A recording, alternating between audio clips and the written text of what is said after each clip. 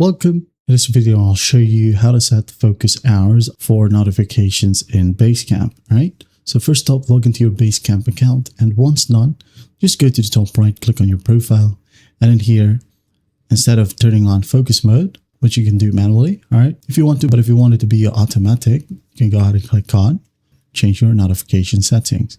Okay, just click on it, and in here, just scroll all the way down. I assume that you already set this up. Okay, you can just go ahead and set this up however you want. But most importantly, you can go ahead and scroll all the way down where it says when, okay, or when will you be able to receive these notifications right here are options. You can select work and wait, only during my work hours, maybe 9 to 5, all right, 9 a.m. to 5 p.m., Mondays to Fridays only.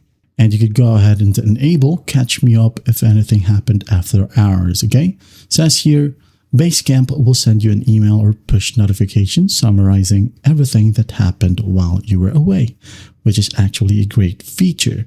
You can leave it ticked. If not, click on it to untick it and then hit on save my settings. All right, that's basically it. And that is how you set your focus hours for notifications in Basecamp. I hope this video helps, and I'll see you in the next one.